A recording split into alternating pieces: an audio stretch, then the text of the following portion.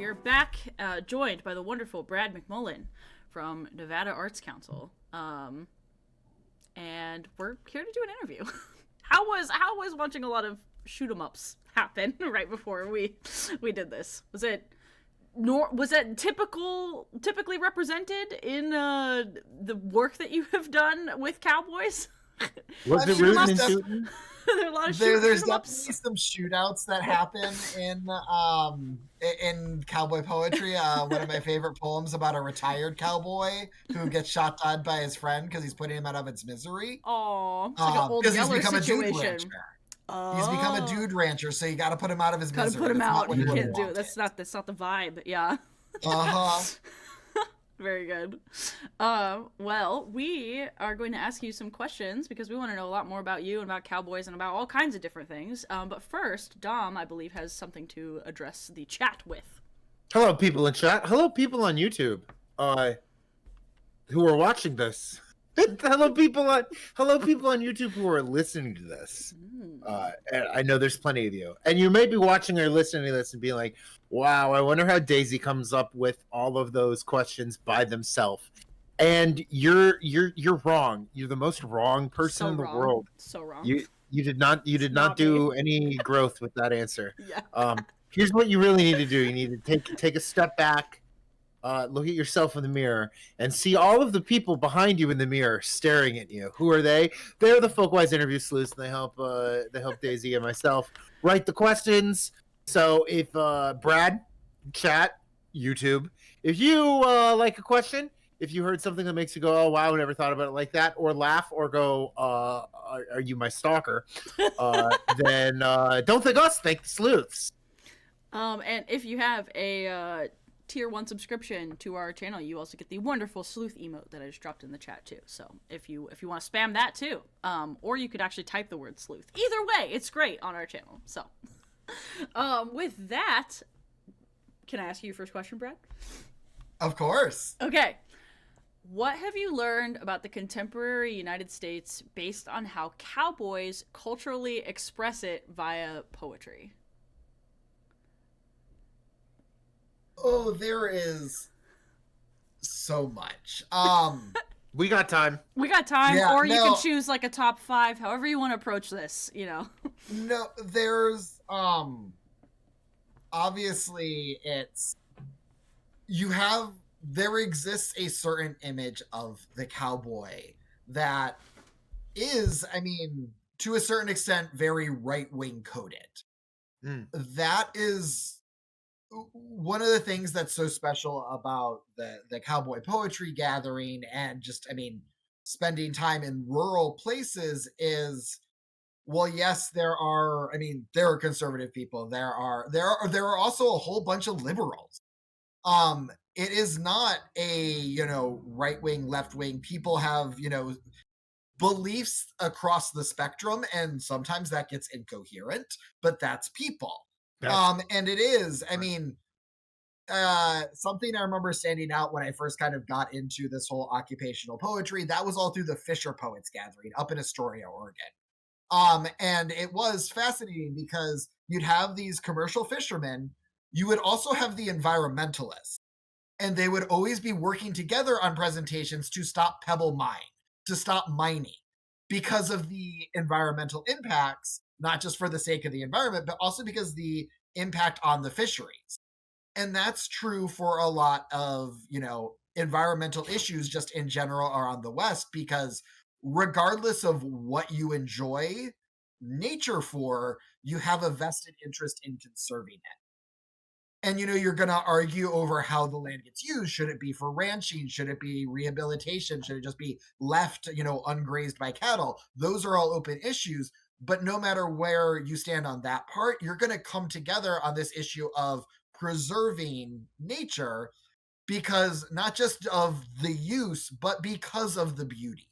And that is one of those, big themes that runs through cowboy poetry, is the beauty of nature. You get one of my favorite poems, Wally McRae. It's Things of Intrinsic Worth.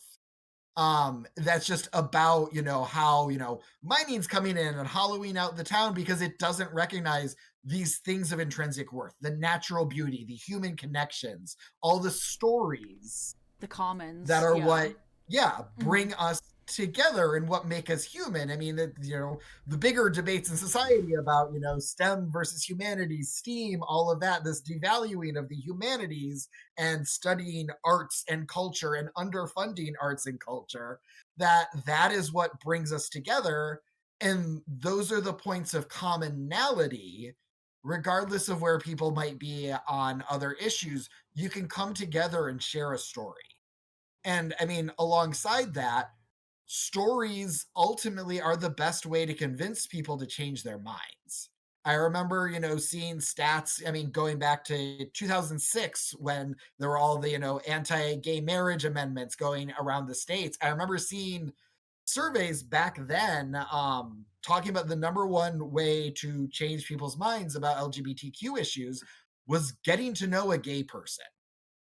And like I had that experience when I was in Elko for, friends I made out there. I was the first gay person they really knew, and that completely changed their worldview just by existing, in the same space as me, which is then super helpful when their elementary school kid comes out as genderqueer and wants to paint his fingernails in rural Nevada. And it's the same, for other things. 2020, right before the world shut down, the cowboy poetry gatherings theme was Black Cowboys. Even before it kind of got brought into vogue. And before, after we announced the theme, there were people who were pushing back, like, why are you talking about this? This isn't important. This isn't a real issue. And then at the actual event, you have all these Black cowboys sharing their experiences and, the things they've gone through and everything, and having conversations where they're getting invited to other parts of the country. And they're like, no, I'm pretty sure I'm not safe to travel there. And, white audience members never having had to consider that before, never having to think through things from that perspective that you don't get until you actually sit down and hear someone's story. Um, so that's kind of, I mean, broad swaths. I mean, obviously, there's a whole bunch of political differences. Let's look Sure. at what happened last month. Oh yeah. Um, but one of the ways to fight back against, people trying to divide people, fight back against fascism, is talking about the arts, talking about culture, talking about stories and sharing Mhm. stories, and the power of narrative, the power of emotion, um, to undo things, whether it's election results and Yeah. potential ramifications, or, presidents declaring state of emergencies and, parliamentarians coming together in the middle of the night to vote that down while pushing guns away from the military. Right. And it's not just a US issue.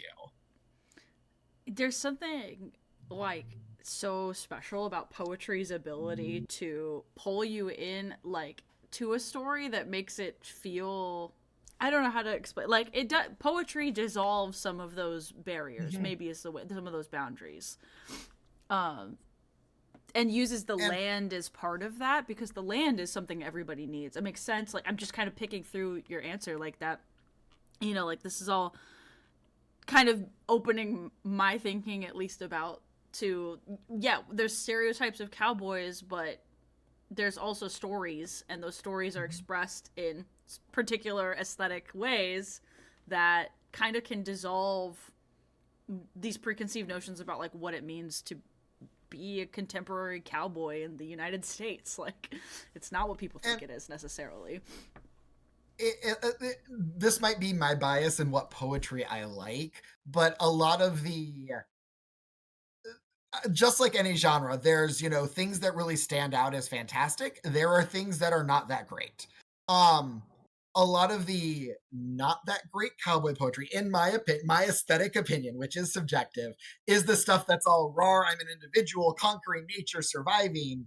The things that to me are important and impactful and have, leave me, and from what I've seen, audiences leave audiences, laughing, crying, feeling emotion, are the things that come back to community. are the things that come back to, the natural beauty, the things we can all share and appreciate together, whether it's, because you've seen the site or whether you're just hearing, a cowboy describe the sunset on that plateau where they were, rounding up that last loose calf that got, broke away from the group. And they saw the sunset, just them, their cow, their horse, the dog, and the cow. But it's still like, it's something being shared, even if it's not with other humans in that moment. And you're taking that emotion and what you felt and sharing it with other people in another community, because that's what, brings people together, is the sense of community over art and culture. That was an awesome answer. Now Yeah. you go ahead, Dom. Yeah. I was gonna say, I've heard my whole life that like, this is like cranks in my family, but I think other people say it a lot that like, that like modern art or like post-modernity lost the ability to like describe like natural beauty, and I'm just like, bro, I need to. I'm about to buy everyone who's ever told that to me. I'm about to buy them a copy of Things of Intrinsic Worth, because it sounds like one, like poetry has never lost the ability to do that, and like the people connected to communities and land do that the best. Yeah. And I mean, you get this cowboy poetry has frequently been described by critics as doggerel, as, low value, low aesthetic value, etc.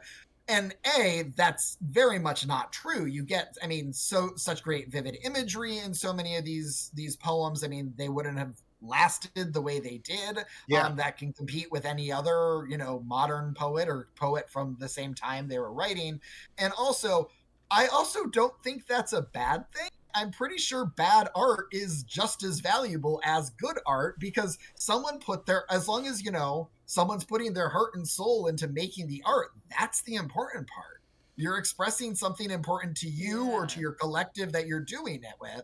And that's the value. It's the, not, this is good, this is bad. I mean, this is probably my folklorist coming out. It's the individual expression, it's communal expression. It's that you're sharing something of value and importance to you in a way that makes you vulnerable. Whether that's poetry, whether that's prose, whether that's, the stamping you're doing on your saddle, the braiding you're doing for your rawhide, all of that is artistic expression saying something about you, your community, and that's why it's important and valued, because those are the things that make us human and bring us together and give us community.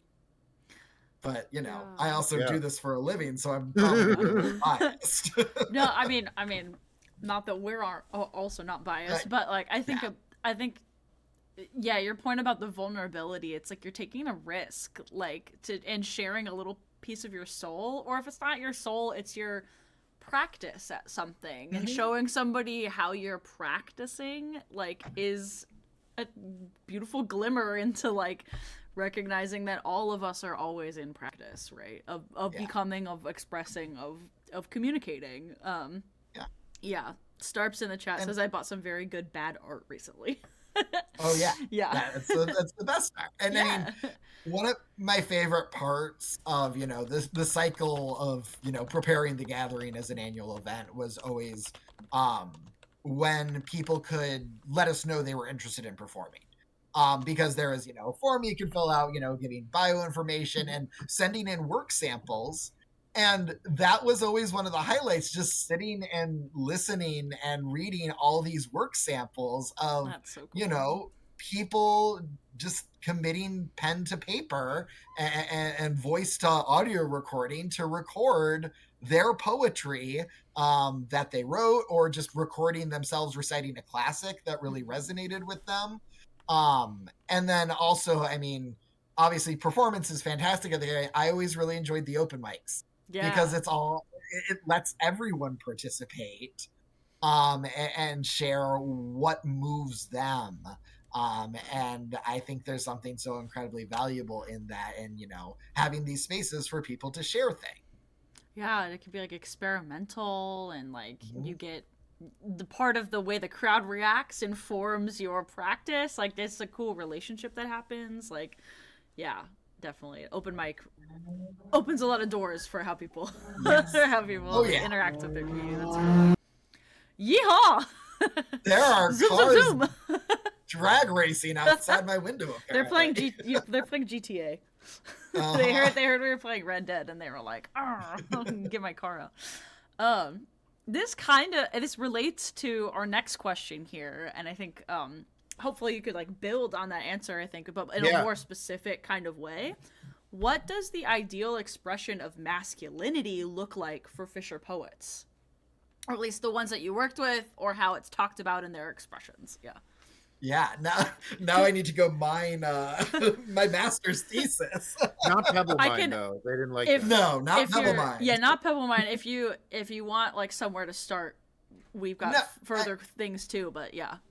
Oh yeah, no, I mean it's because conversations I had with Fisher poets, and it's something that there's all even more so I wrote that thesis would have been what, 2018 was when I graduated. Now I can't remember. I think it's something like that. Yeah. I think I have it. I know. It's like I think I have it here. Yeah, actually.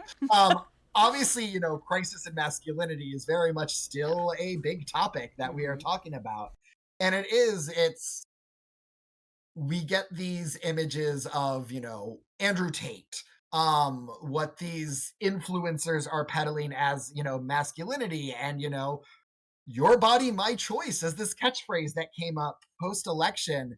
And masculinity can be so much more, especially when talking as expressed in poetry, as expressed in verse, because in terms of modern ideals about poetry, just like most artistic expression, it's a woman thing, it's a chick thing. When look at the history of the genre. It's a lot of men. Emily Dickinson was breaking ground being a female poet.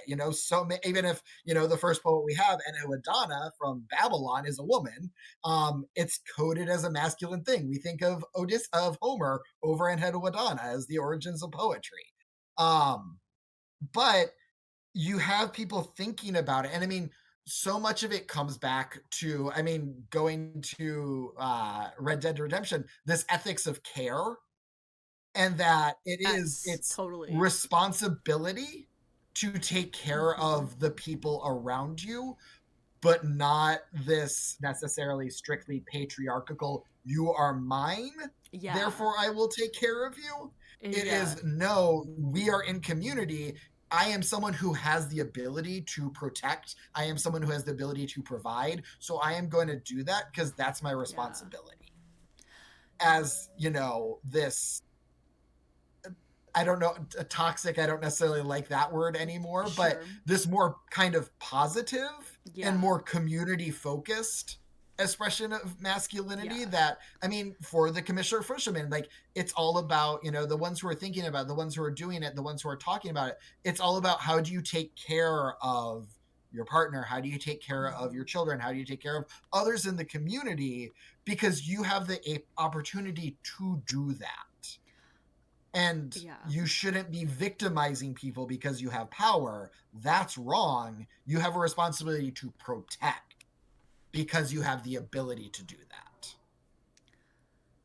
One of the things that, like, during the sleuthing meeting, the sleuths were like, whoa, like, that makes so much sense, is a phrase from like a passage from this thesis about masculinity and credibility and competency as being demonstrated through the arts. And I just want to, like, draw attention to that too, because that was something I haven't thought about that, because I feel like masculinity equal competency is, like, really subtle, or, like, it's not as, it's like, I don't know, maybe this is, like, my read on just, like, modern masculine figures. It's almost like parodied at this point, like, their competency for what? Like, I don't know, but that is so true. I wonder if, like, I wonder if more men would be involved in traditional arts by thinking about it as, like, no, it's about, like, your craft, the skill. And that's something we didn't get to in Red Dead, but is a total huge sub-theme of that video game, but also just is an echo of just what culture's like in these spaces. You get that, from the little bit of Red Dead. They go back to Arthur is good at violence. He Sure, is a yes. master of He's the craft of being competent. violent. Yeah. And that gives Mhm. him status, Mhm. that, confers upon him the status of man. Mhm. But it's the same, we have, this lingo of man up. Mhm. There was a clip from a comedian I saw this morning that was talking about trans women in sports, and he made the joke that, well, it's all the guys you were telling, you throw like a chick, and we just carried through on that. Yeah. It is, we use, you're a girl, you're feminine as, a way of derogating someone. Mhm. And, this aspiration of competence as a masculine thing, which Yeah. can become incredibly toxic and is part of that. Sure. But also just, how do you gain status within a community? How are Mhm. you viewed as someone who can protect, as someone who can provide? It's by being good at what you do. Yeah. And so this marker of, being a full-fledged member of the community is through being able to successfully perform, whether that's fishing, whether that's cowboying, whether that's tying knots, whether that's saddle making. Taxidermy. We all have Yeah. things, taxidermy, Yeah. we all have things we're good at and aspire to be a master of, so that way we can share that with others in our community. Yeah. And so Can I? Oh, go ahead, Dom. I was going to say, can I actually backtrack for a second? Oh, yes. So we talked a lot about masculinity, competency, protection, Protect, as but Stark put in the chat. and we got into a little bit of like the folklore and theory of mind and getting shit done. But what in that's kind of like in specific, but what in general goes down at the Fisher Poets Gathering? I mean, Fisher Poets Gathering, Cowboy Poetry Gathering. I mean, there's a lot of poetry, as you would expect. There's a lot of music. I mean, both events, and I mean, I think this is true of a lot of big events, they're kind of just a big family reunion, because it's a chance for communities that are widespread across the geographic region, across the West Coast for commercial fishermen. I mean, you also get commercial fishermen from the East Coast. You get some cowboy poets who go to the Cowboy Poetry to the Fisher Poets Gathering. Oh, cool. And so it's their chance. They haven't seen each other, since this time last year necessarily. It's their chance to catch up with their family, of their family of choice, that, their cowboy poetry family, their Fisher poetry family. So there's all the things you're going to see at a family reunion. There's a lot of, chatting. There's a lot of yammering. There's, usually quite a bit of drinking and dancing and socializing. And it's just having a good time with people you like and enjoy and have something in common with, in that, you're someone who does this form of artistic expression, or someone who enjoys that form of artistic expression. Does the poetry cross over into like material culture? Like, is there stuff that's inscribed like on material culture that's poetry, or like how does that impact the event? You'll get some. There's some really great artwork some poets have done, and I mean, there's plenty of poets that are, sketchers and journalists, so they'll have, images that go along with their poems, because they, kind of go side by side, or people turning poetry into works of art. You don't tend to get cowboy poetry in the cowboy art, simply by the nature. I mean, a lot of it's leather stamping. Trying to stamp little words onto a saddle is going to be a whole hell of a lot of a problem.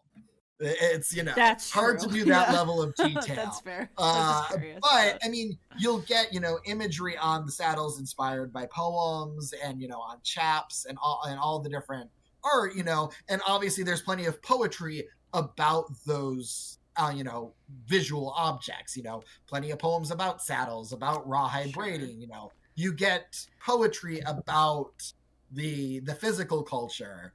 But the physical culture, it's harder to tie the poetry in sometimes. Yeah, that makes sense. Trying to stamp all Daisy those words is hard. Daisy asked a zine-pilled question there, so I apologize for them. Fair enough. Brad, I have another question for you that is a little bit more about your present day work, if I may. How does amplifying people's stories impact grant opportunities for folk and traditional arts throughout Nevada? So it's as state folklorist, I am very cognizant of the fact that as much as I might not want to be, I am the gatekeeper. I am the gate that controls the flow of state resources.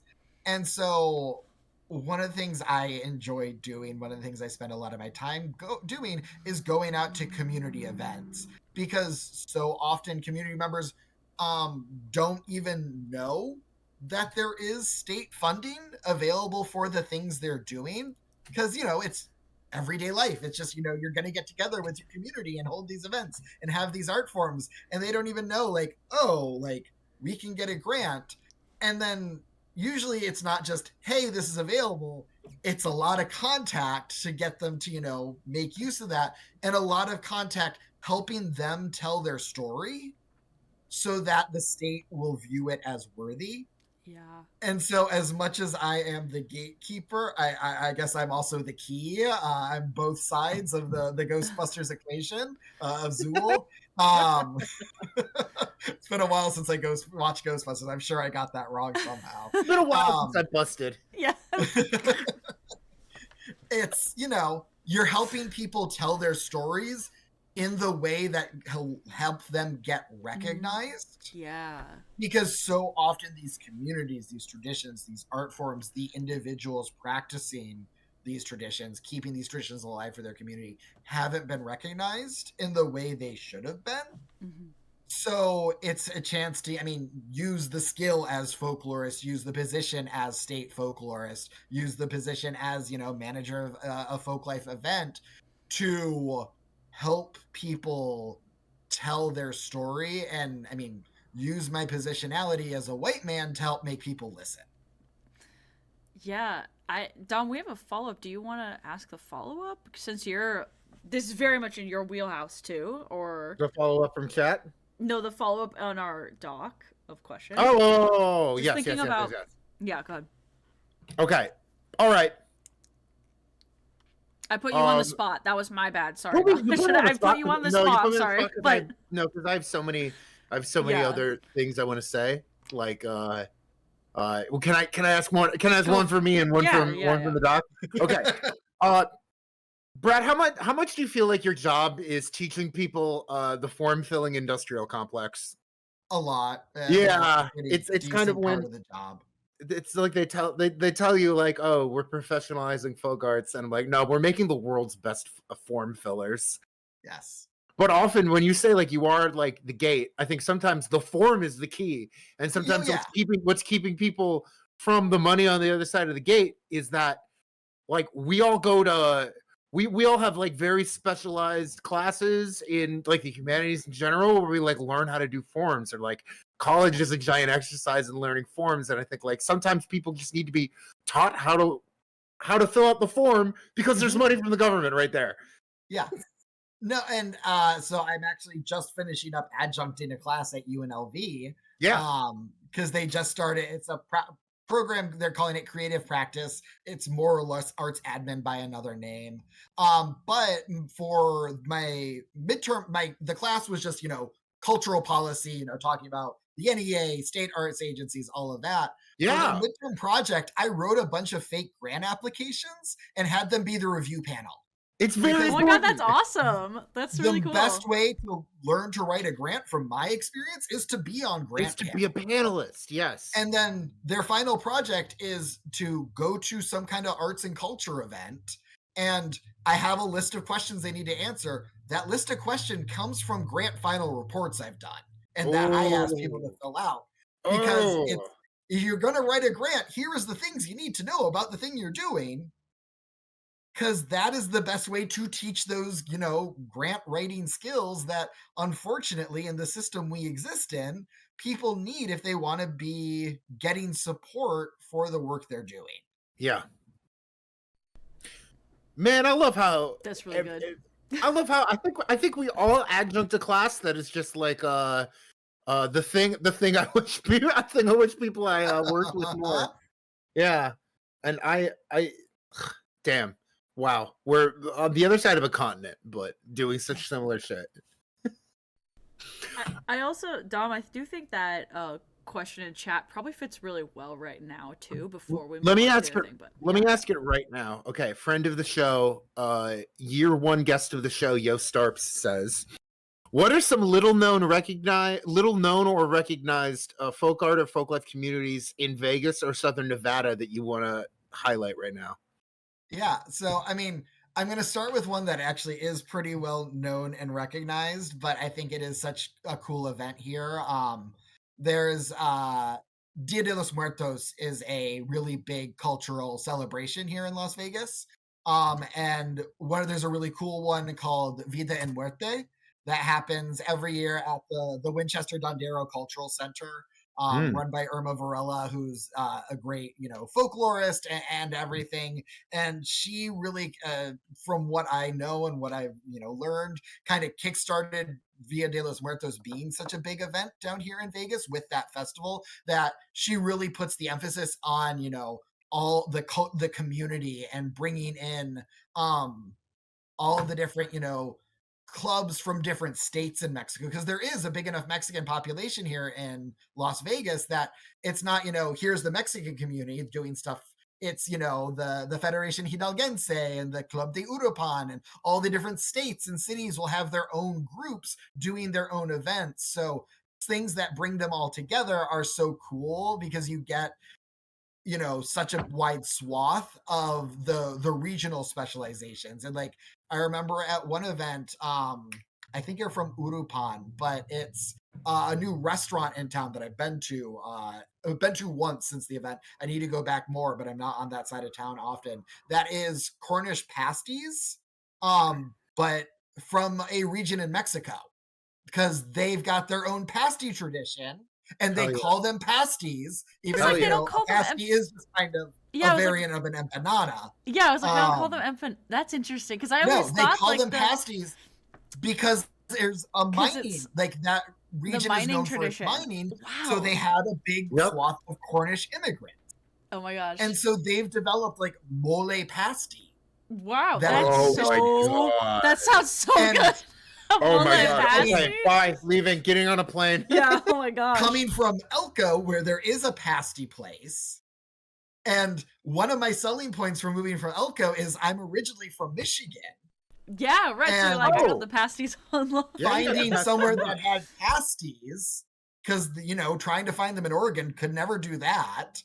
And I remember, when I was in Wales, when I was in the UK, telling other Americans, no, you got to go have a pasty, because there's pasty places all over the place. They'd never heard of them, and they would try them and be like, Brad, these are delicious. I'm like, I know. Thank you, Cornish immigrants to the Upper Peninsula, because that's why I know about it and can evangelize to you all to go get some actual Cornish pasty.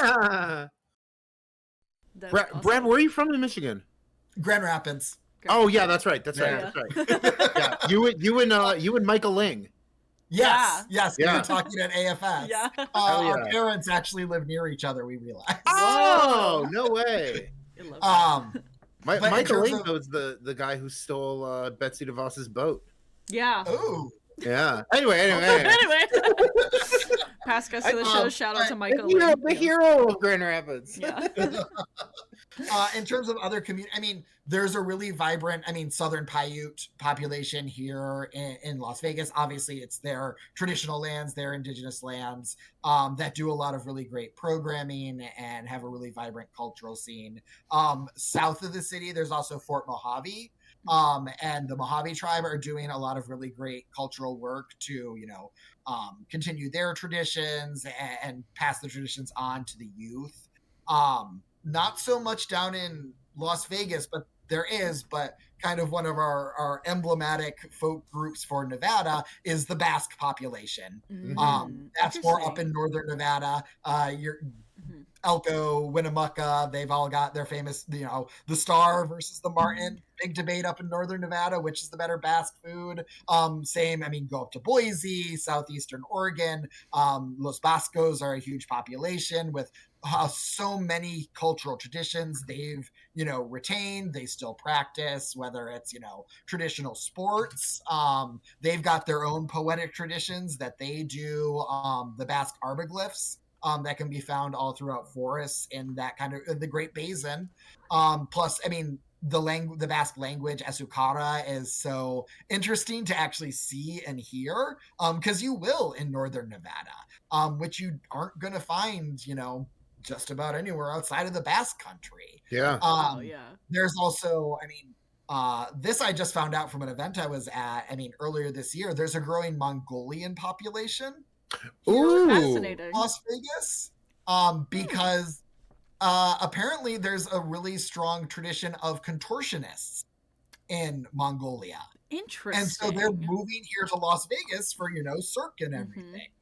I guess, like because this obviously international tourist, makes sense. international flexibility people. Yeah, makes sense. I can see that. Yeah. Las Vegas is one of the most diverse cities in the US, because people think of Las Vegas, they think of the Strip. Yeah. But there's so much more beyond that. There's so many communities here. And a lot of it is they're coming to do jobs on the Strip and stuff like that. But they retain their cultural heritage and keep practicing that here. And it makes such a rich, vibrant community. And obviously, Las Vegas is the 9th island. There's a huge Hawaiian population here. That community is super strong, has a lot of great events going on. There's just so many communities here that it's really fun to engage with. The whole tapestry and how they relate to each other. They call it the 9th island? Yes. Oh my God, Las Vegas is the 9th island. My girlfriend who grew up in Hawaii loves Vegas, and I might be putting it together in my head right now. You're like, I think well, I was gonna say too, island traditions and dance, I know, get a lot of display time in Vegas, like that makes sense to me. And I'm trying to because kind of one of the proof in the pudding for that, I can't remember the name, there's some like famous Hawaiian food chain. Their first location outside of the islands was here in Vegas. And cool. There's also talking about just not ethnic groups, obviously gaming, all the traditions associated with casino dealers and, burlesque dancing and dancing in general, and circus arts obviously is a huge community here that obviously has a huge, traditional aspect of, things being passed on. And we just, here in Vegas, there was just the first international Las Vegas Circus Arts Festival, which is modeled after like the big circus arts festival in Monte Carlo, which is kind of like their Olympics meeting the Oscars. Yep. They just had, the first one to try and rival that here in the US, here in Las Vegas. That was super cool to be able to go to and help support, because it's, traditional arts, and, they brought in, the big top and everything, and had all these world-class acts performing. That was so cool to see. That's really cool to engage with. That's got to be the real center of the Venn diagram between like Nevada state folklorist, Florida state folklorist is casinos. They had to we can't do it this month. Everyone in Sarasota will be in Monte Carlo. Oh yeah, that's happened. Yeah. That's cool. Wait, what was the question I was originally about to ask? Okay, I'm back. Hey, Brad, a follow-up. Thank you, chat, but a follow-up. Okay, see, we've talked a lot about the research you do, and also the end goals in terms of like that your outreach is supposed to have with the communities you work in. We talk about professionalization and the like, but can you talk about like the deliverables and what you make after you've done the fieldwork, after you get people to apply for grants? What do you then make with all the data that is like distinctly Nevadan? I'm not sure if it's distinctly Nevadan, but I do manage the Nevada Folklife Archives. So that is a publicly accessible archive that's on Flickr. That's right. Fieldwork documentation going back to 1985, the first Nevada folklorist, Blanton Owen. All his, fieldwork and everything in there, all the successive, folklorists who've been in the position, contract workers, all that work is, in that archive, whether it's, Blanton was a pilot. He has a lot of really great aerial photography of rural Nevada, a whole bunch of vernacular architecture stuff of, ranch buildings in rural Nevada that are, railroad ties and all of that, because that's what you got to build with. And then, working forward to, pictures of community events throughout the cities, pictures of the gathering over the year, all these different community events and celebrations around the state. I'm working, one thing that kind of got brought back under me was the Nevada Heritage Fellowship. So we've awarded our first one. That announcement's who got it is coming out imminently. We're just waiting on final approval. But I mean, I'm working to kind of, less like the NEA does, videos on their National Heritage Fellows, working to do a video about our Heritage Fellowship awardee, talking about their experiences, their knowledge, their tradition, and just kind of figuring out, what's the best way to reach people. Because I've been writing blog posts. Who knows if anyone reads blog posts anymore, trying to do some video stuff, managing the archive, and just trying to make the stuff accessible. There's also an exhibit coming up soon that my predecessor, Rebecca Snetzlar, started that I finished up that's most likely going to be on display at the Nevada State Legislature. That is, the fieldwork done by Blanton, by Andrea Graham, Mike Luster, Debbie Golden, early field workers here in Nevada, documenting rural life and rural traditions and rural customs. That it's this really great, there's a bunch of great landscape, to circle back to that, these northern Nevada landscapes that people will recognize, but also just ranch life and, Basque shepherds herding the sheep and, cowboys doing the branding and all that kind of stuff, that are images that you can tell they're of that period because the cars and the clothes and all that, but also it is what life still looks like in these communities. I have heard some of those names on Publore. Publore is like the giant listserv for public folklorists that is accessible via email. But I just wanted to also shout out in the chat both Starps and Deathy. First of all, Starps said, I read your recent blog post. And then Deathy said, we read blog posts. So I don't know, I'm kind of thinking the blogs. I'm seeing, as people become more anti-commercialization of social media, we're going to go back into blog posts. So I don't know, it sounds like you're... Brad, you ever thought about doing a vlog post where it's like you at your desk being like, I just posted? Nice. Yeah, wow. I feel like I'm learning so much. I feel like this next question is going to be another one that feels different, but maybe it doesn't now that I'm thinking about these themes that we've been identifying that we keep kind of circling back to, and just how Americans, but across these different communities, think about landscapes. Oh yeah, we're right on track.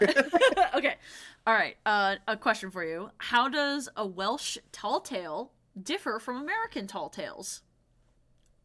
Okay, do they or do they not? There's a certain amount of universalism, and one of the things, this is going way back now. This is undergrad and first master's degree. You know it. Yes. Thank you, Sleuth. Thank you, Sleuth. The typical perception is that the tall tale is the quintessential American folk genre, and that tall tales are the American form of storytelling. When no, that's not the case. It's never been the case. So many of the tall tales come from, Baron Munchausen, the stories about him. Mm-hmm. That's all very, very German. But what stood out to me back in that research, going through the archives at the St. Fagans, in English, the National History Museum, in Welsh, or in English, it's the National Folk Museum. It's the Amgueddfa Hanes, I believe, in Welsh, if I'm remembering correctly, which is the History Museum. But same thing, they've got this really great archival collection of documentation done by Dr. Robin Gwyndav from the 50s, 60s, up through the 90s. So I got to go and read all those transcripts and listen to that audio, usually in very rural, very dialectical Welsh that sometimes my native language, Welsh, advisors could not even translate for me, so we just made our best guess at some of these words. You get, the general, most of the tall tales, regardless, are usually going to be animal story. You've got your classic big fish. There's Welsh ones. There was, a corpus, all associated with the same person or in that same region of kind of the south part of the bay, of, getting fired in a cannon over to Ireland and catching a ride on a big bird back. The one tale that at least stood out to me during that research as quintessentially Welsh was one about ravens getting glued to a tree and flying off with it.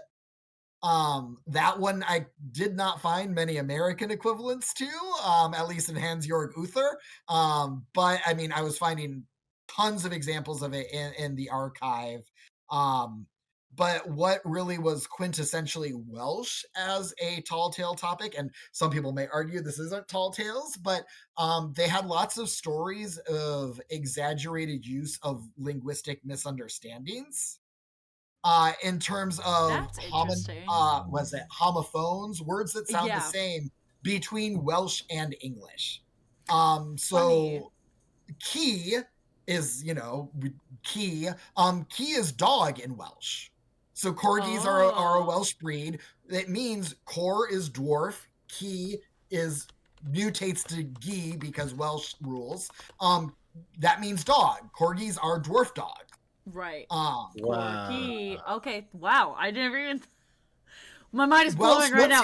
Welsh is a very easy language because it's all just compound. I had no idea. You just gabagooled Welsh. You know what I mean? Now it makes sense. I had no idea I was gonna get like etymology of dog breeds tonight, but here we are. I knew we cover a lot of ground, but wow. So you get all these stories.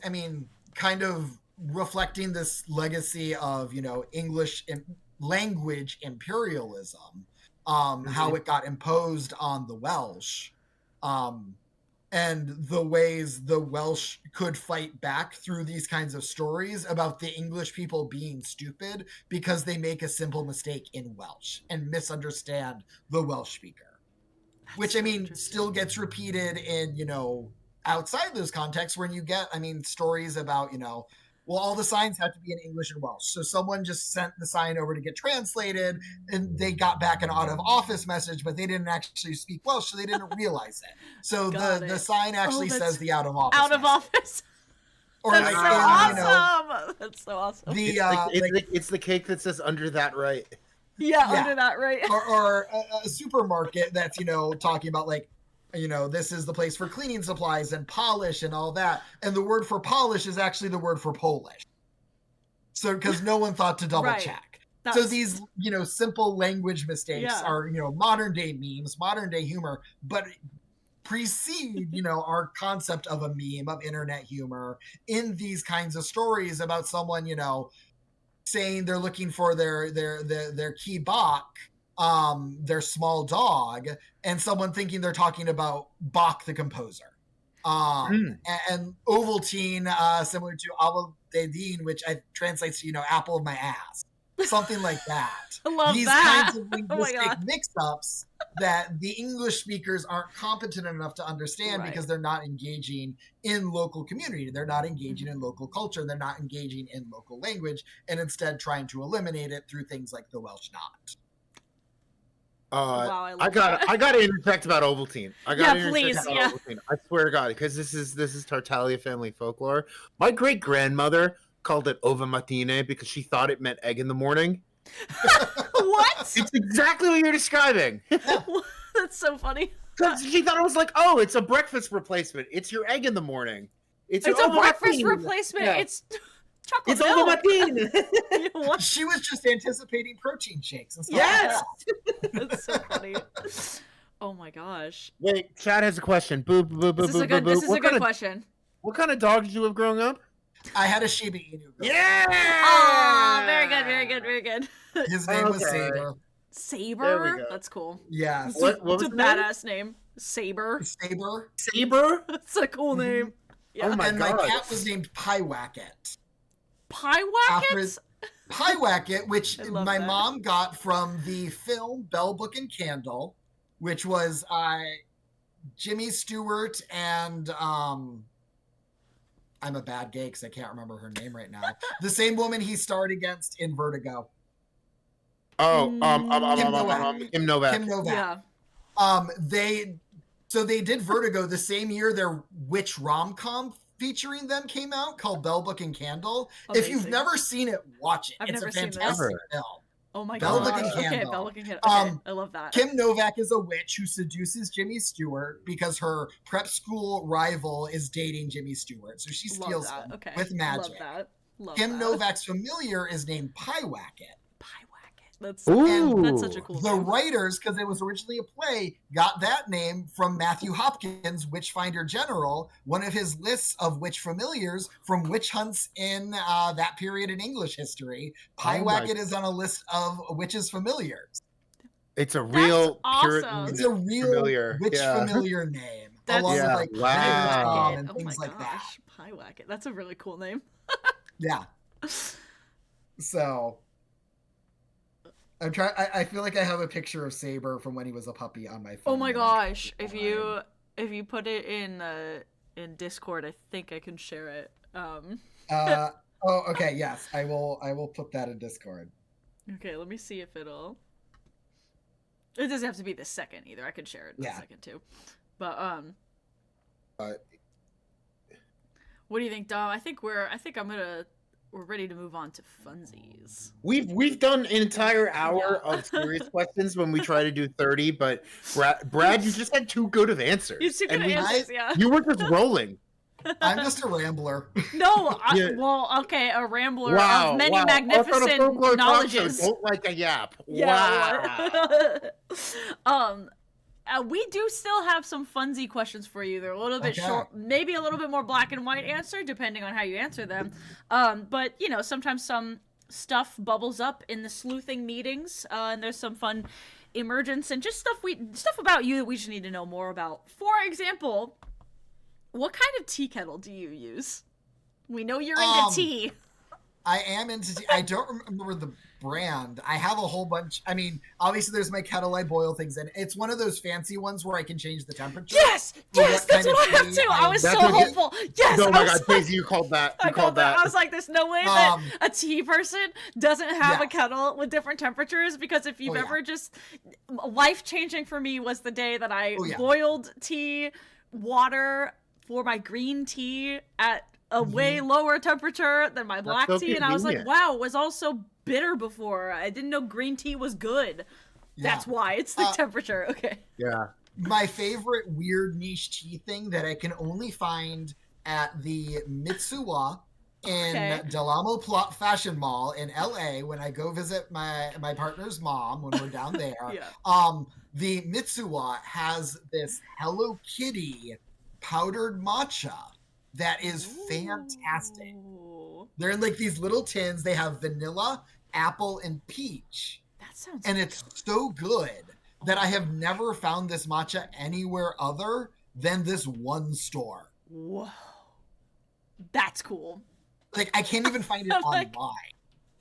Wow, you can't even find it online. You can't even order it from. I even just try I try and search Hello Kitty matcha. The thing that comes up is a little matcha flavored marshmallows I can get when I go to Daiso. Yeah, you're like, no, that's not the same. This tea.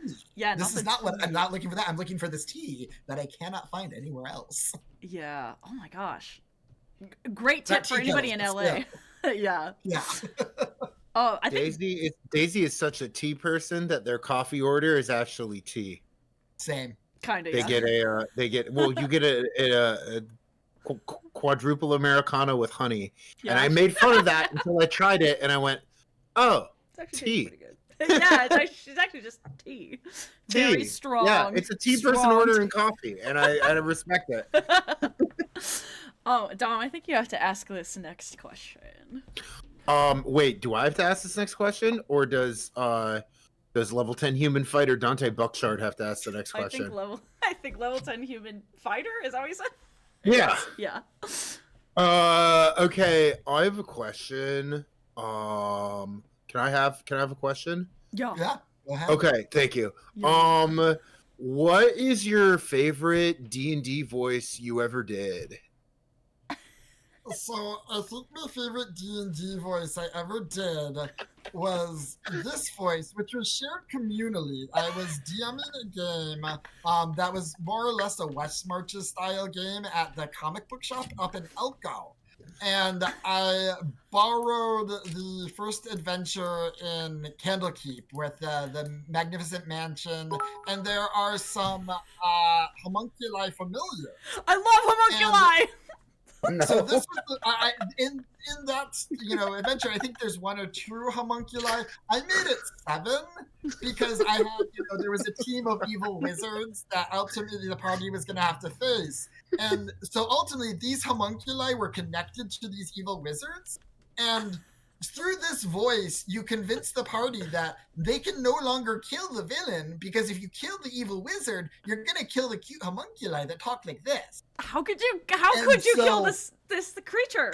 No. Yeah. It made them get really inventive with how do we petrify people and stuff like that. I mean, I was a nice DM, and I also gave them rituals to revive homunculi from dead wizards. Okay. Because, I can't Ooh. even as a DM kill this voice. But I also did use a more robotic version of this voice for a character I had that was Camellia, an auto-gnome druid, who was invented by an evil wizard to take care of the hedgehog. And so Camellia used to have a decanter of endless water fitted into her because she was a walking sprinkler. Oh my gosh.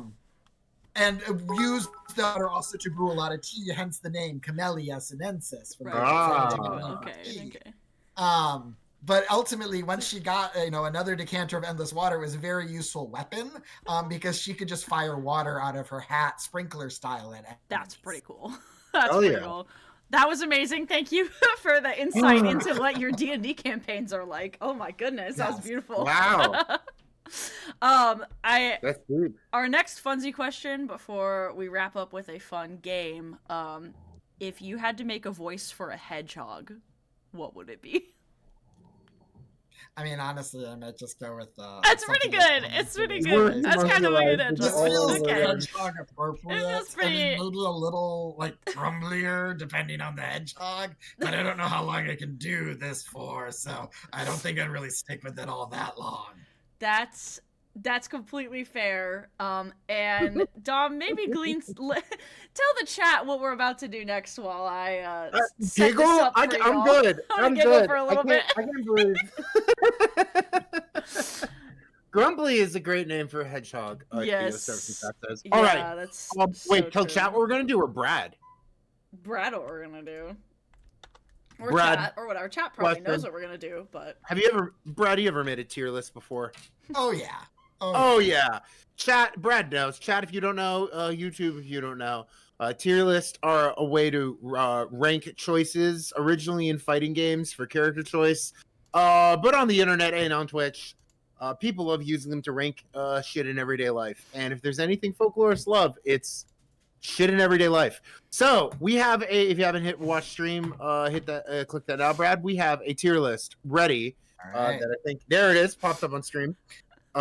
Which is the famous hedgehogs tier list. So we are going to run down a list of famous hedgehogs with you. Daisy will read them out, and on a scale from S to D, we're gonna S rank being famous all grades above hedgehogs. 100. Do you have any questions? Are you ready to play? No, let's go. Rank Let's get to it, Days. Rank them on any scale that you desire. Obviously, you get to be you get to set the criteria for evaluation. Okay. Okay. Up first we have Shaman, the Pokemon. S tier. S tier. Yeah!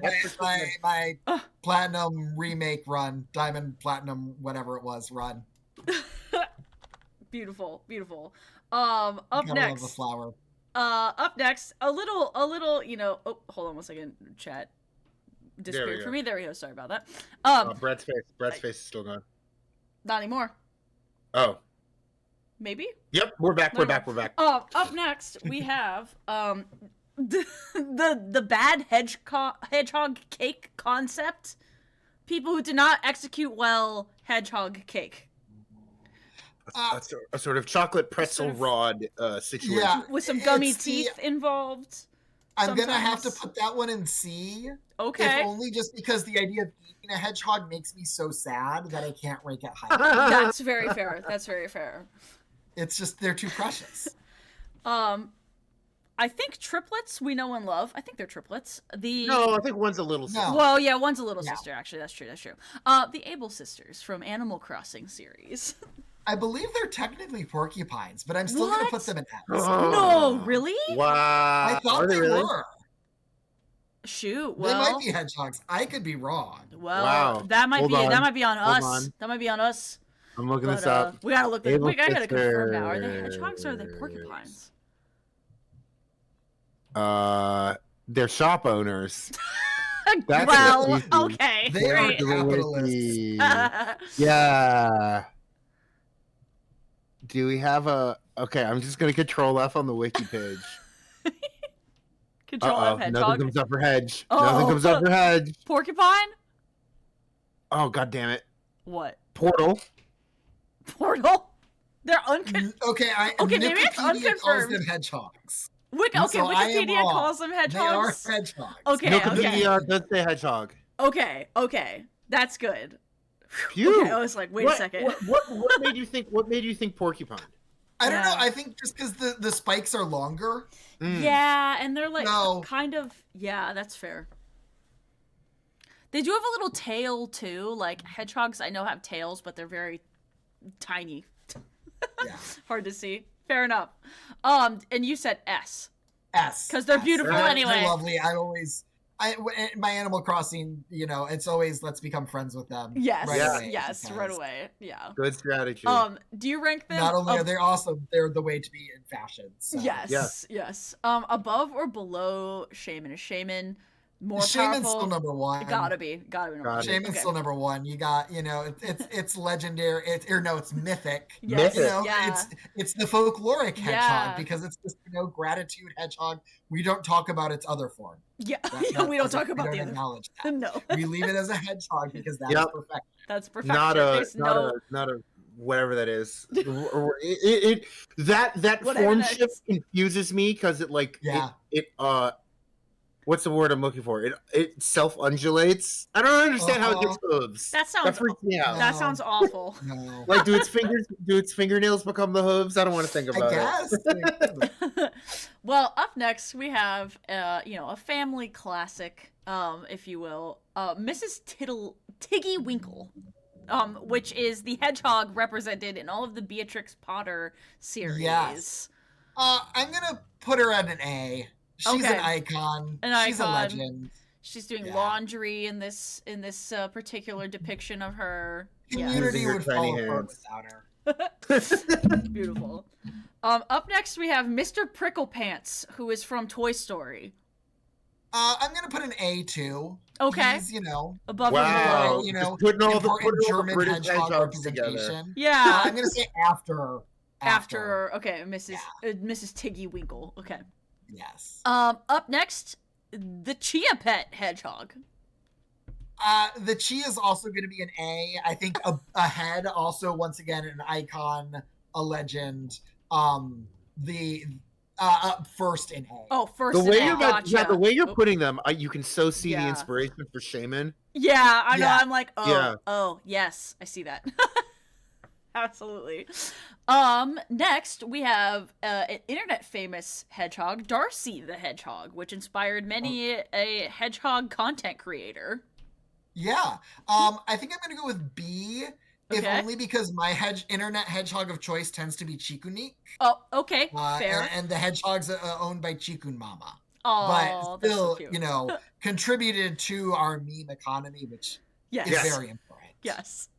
By hedgehog, sell porcupine. In another sort of vein of folklore from in an entirely different way, but also not really, because still hedgehog based, we have Dooney from The Witcher. Ultimately, I'm going to have to put Dooney in D. Okay. Because fashion is bad. Yeah, because Yeah. bad dad. Bad dad. Yeah, that's Bad completely dad. fair. D, Dooney, dumpster, don't want you here. That's what we'll say Yeah. about that. up next is Hans my Hedgehog, and obviously we had to choose the Jim Henson version representation of this classic fairy tale character. I mean, he's Motif? an S. You've got the folklore connection. Hans my Hedgehog, above or below? Is it bottom of S? Bottom S. Bottom Yeah. S. That's fair. That's fair. Nobody beats Shaman. Not yet. No. No, or the Able Sisters. Or the Able Sisters, yeah. Can I just say for this next one, Yes. in like the almost 4 years we've been doing the show, So no thumbnail on a tier list has made me laugh as hard as the thumbnail chosen for this next one here. Yes. This is the Hedgehog's Dilemma. Which is of course the idea that the closer you get to someone, the more painful that can be, and then you destroy yourself by squishing into the quills of the hedgehog metaphorical person individual relationship. And the Hedgehog's Dilemma, of course, is famously represented in the series Neon Genesis Evangelion.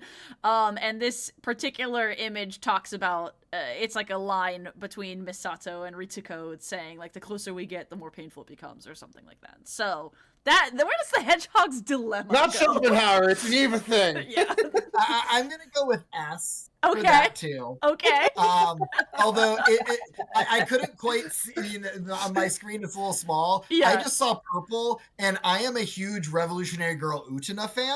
Oh, okay. So okay. my brain was interpreting Hedgehog's Dilemma through Antony and Utena's relationship. Okay. Because Okay. that is also Hedgehog Dilemma. Yes. So this. And that gets yeah. toxic lesbianism in the mix. I love that. Yeah. Yes. Yeah. This is very good. So take this image as just one of the many representations in media of the Hedgehog's Dilemma, which is what is being conveyed here. They could be such Misato and Ritsuko could be such good toxic lesbians I know. if fucking Kaji never existed. Yeah, if Kachi was out of the picture, this would be better. They could team up, but alas. And then almost last, but certainly not least, we have Shadow the Hedgehog. You already know who it is. You know who it is. It's Shadow the Yeah. Hedgehog. Shadow and Sonic are both going to be B. Okay. Wow. Well, who gets placed? Yeah, which On top one's of the above other? or below? Yeah. I'm going to put Sonic on top. Above Darcy? Below Darcy. Okay, below Darcy, but obviously Below in front Darcy, of Shadow. but okay. on top of Shadow. Very good. He gives more bratty bottom energy. Yeah, that's Um, fair, honestly. But also, I mean, yes, they're called hedgehogs. They're probably the most visible hedgehog representation we have. Yeah. Hedgehogs is are visible not hedgehogs. fast. Hedgehogs are not fast. Yeah, they're not fast. So what's up And with also, that? yeah, they don't compare to the people above. Do Yeah, hedgehogs hate absolutely. water, IRL? I mean, I don't think they're fond of it. Oh, okay. Huh. Yeah. Everything I know about hedgehogs from Sonic, I'm just realizing is so off. Dude, If Sonic doesn't eat worms, right? So No. that's also weird. he's No, hot no. dogs, which I guess are kind of like a hot worm. dogs. Hot dogs. Maybe they're like, what's human worm? Hot dog. Okay, never mind. That's a bad line. That's a bad question to go down. Don't go down that path. If you ever have a chance, if you like hedgehogs, go to the island of Visby. What? So it's in the middle of the Baltic Sea. What? The Baltic Sea, yeah. It's part of Sweden.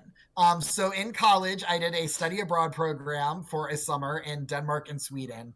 We went to Visby in Sweden, and we were staying at like a B&B. I was up late one night working on my final paper for that class, comparing Norse Viking stories with the Mabinogian in Welsh literature.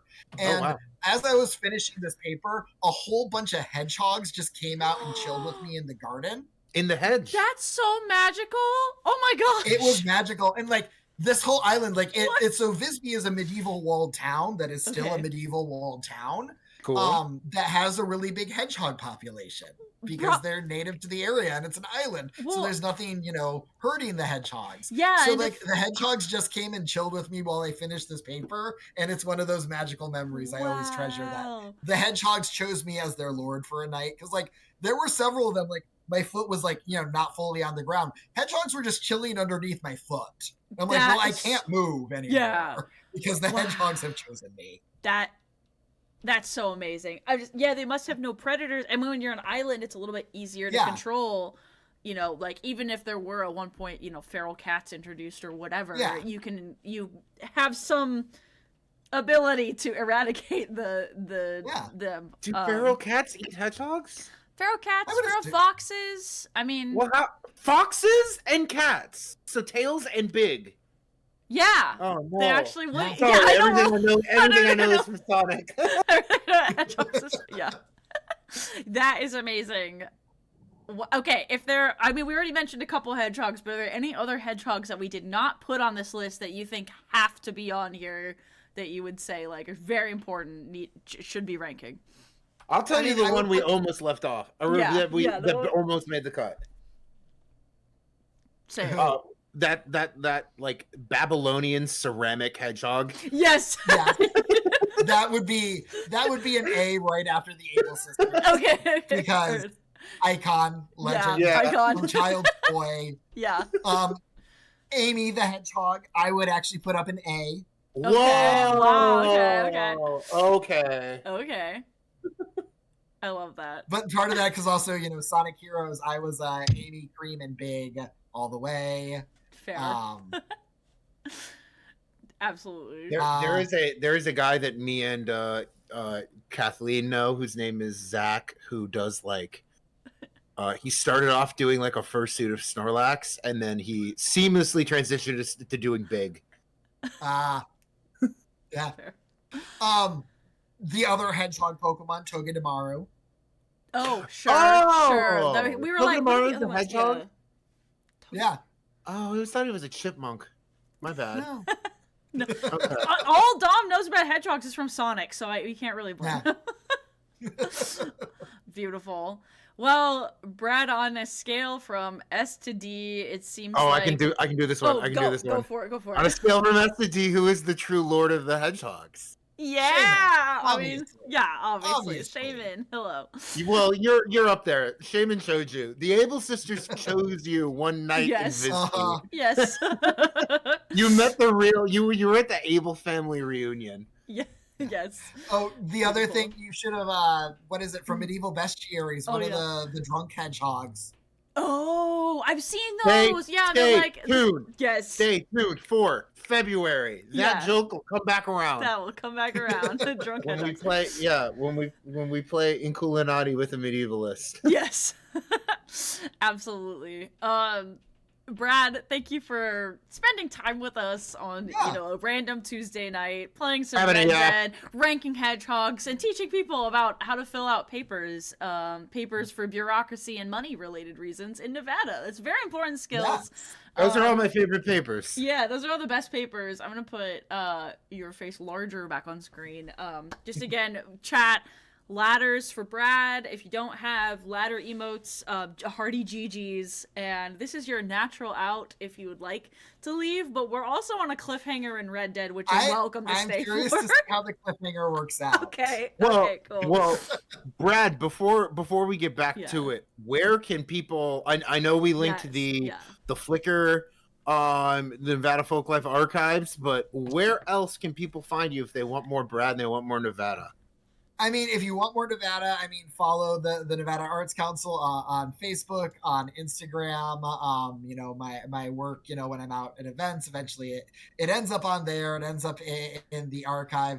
I am not doing as much on social media lately, but you can find me on Blue Sky. Is about the only one where I am. Wait, what's your Blue Sky? What's your Blue Sky? My Blue Sky is, I need to double check that, but I believe it's Bear Mitt Crab. Cool. Yes. Ooh. Bear Mitt Crab. Because we just posted your dang Crab. face on our Blue Sky. Yeah. Okay. Bear Mitt Crab? Yes. I like it. It's like a hermit crab, But a but bear. a bear. I love the concept. It's inspired. On many levels. Making quotes helped me to get a sense of my own space, sense of finding my way, sense of really working my way out of the labyrinth.